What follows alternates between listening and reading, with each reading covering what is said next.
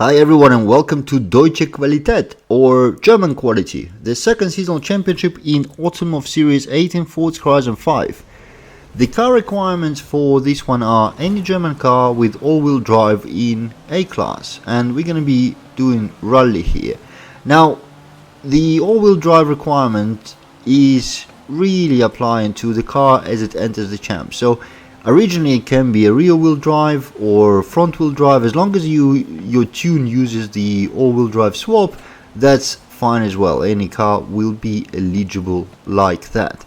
And I know the picture for the champ kind of suggests its use of SUV or off-road vehicle, but we're talking rally here and German quality. So I kind of battled within myself between Audi Quattro and these Opel Manta, and Opel won. Both are iconic Group B cars, and I guess Audi Quattro is actually way more iconic than this Opel, but that may be why I chose it, and I definitely don't regret it. Now you can see I'm already way ahead of all of the AIs, but it kind of doesn't matter. The car is just pure fun to drive, really. It just feels so natural on the dirt surface that I didn't even notice how I passed all of the AIs. I'm more concentrated on just throwing it around the corners, and I know I'm not taking optimal lines. I know that I'm sliding more in a lot of corners than I actually should to keep the speed up, and to be honest, I don't care. This is not a world record competition. I'm not trying to set an exemplary time. As long as I finish in front of AIs with a good gap that's good enough for me and having a bit of fun. It doesn't happen all that often in seasonal championships, they become quite a bit of a chore. I'd like to have more variety. So driving this Opel Manta 400 is an absolute pleasure, and I'm pretty sure this tune by Seppi is also quite competitive in online, because I've seen this car in Horizon Open more than once, doing very good, beating me more than once. So that's why I actually had it already tuned, but I didn't have a chance to try it in Horizon Open yet. So I chose it for this seasonal champ, and I don't regret it for a second. Seriously, just try this car if you didn't before. It's really fun car to drive. It kind of asks you to throw it around the corners, to flow from one corner into another, maintaining maximum speed as you can, but really just looking at the dirt flying from under the wheels. So the first race is over, and I actually didn't even notice that as well. So let's see how the second one goes. River Scramble. Right, so this one is a circuit, so we're gonna be looking at 3 laps around the River Scramble track or River Circuit, which I guess would be a little bit longer than the first one, but I expect the very same result. And I quite like this track overall. It has a lot of interesting sections which are fun to drive around. I'm not planning to do any corner cuts or anything like that, because it just flows quite nicely. And as you can see, what is it, just the first quarter of the lap maybe, and I'm just taking the first position right here. Went a little bit wider than I should, but again, I just gonna keep repeating myself, I don't care. It feels so natural. You don't need to struggle with this car at all. You don't need to worry whether it will make the corner or not. Maybe it will slide a little bit more than you want if you go into hot, but most of the time it will just do what you want. Maybe not the fastest way around, but definitely the funniest one. So we are now approaching the end of the first lap. That's already a gap to AIs, so we're gonna be just hot lapping the other two. I don't know how this time gonna measure against even my own Rivals time. But yeah, that's not important. Maybe I should try this car in Rivals as well. But speaking about the Group B cars, actually, the car I really miss so far in Forza is Lancia Delta S4.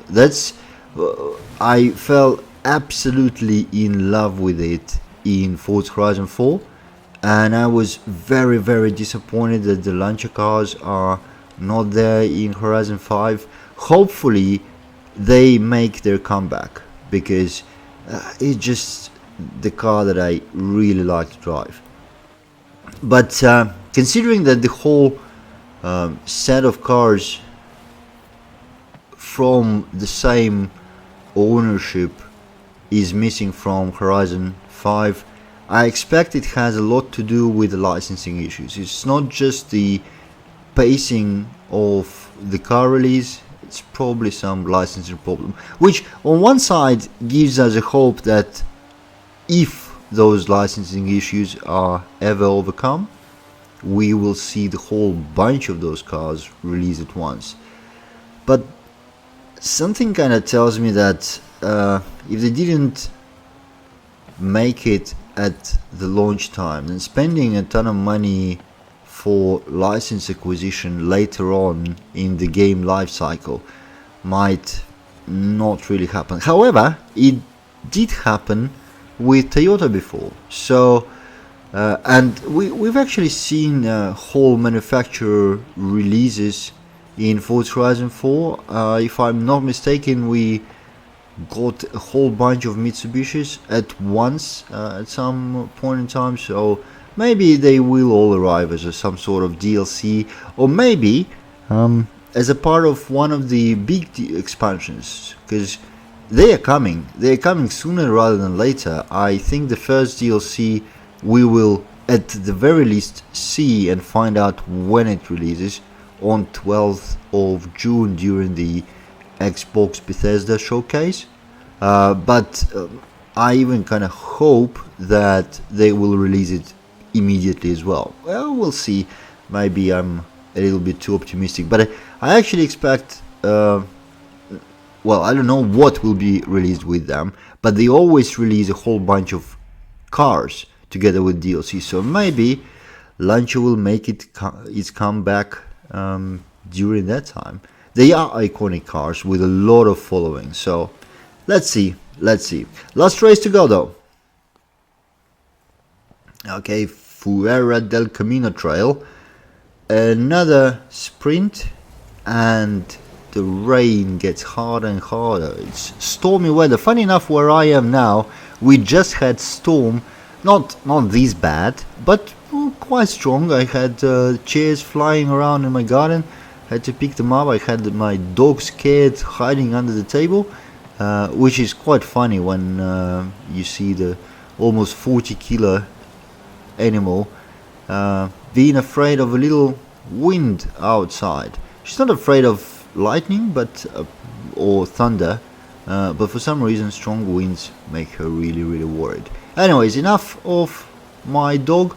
We are just passing the last AI, or just past the last AI for the lead in 1/4 of the race. As you can see, tunes by Seppi are really nice, and what I like in particular about them is he's not chasing the seasonal ones. So any of these tunes you can take and put onto Rivals or put in Horizon Open, and you'll have quality time. Maybe you won't win every race, maybe you won't set the best time ever on Rivals, but they will perform well, they will drive well, and they will work. So that's some quality for you. Though the more I play the game, the more I'm actually impressed by the number of quality tuners. You might have noticed I kind of stopped almost completely using purely seasonal tunes, because the tune that has been thrown in within 15 seconds after season change and works well in seasonal championship, but it could be done better. So now I'm trying to find tunes that will work in the seasonal champ conditions, but also elsewhere. And that's the case with this Manta. It was the case with the BMW M5 I drove in the first championship, and it won't always be the case. Sometimes the car I want to drive in seasonal champ is not something I can immediately find a competitive non-seasonal tune for. Sometimes just personal preference really, but I will try to follow this same way as we go forward more and more. But now we are approaching the end of the last race, which was quite nice. As I said, this car is a pure pleasure to drive, very, very nice. And with that, we are now finishing in the first position. As usual, the AIs are somewhere too far behind to count. I wish they had a toggle to disable the rubber band, because I actually want to see how far they can fall behind for real at any given difficulty. Anyways, thank you for watching. I hope you enjoyed it, and I'll see you in the next one.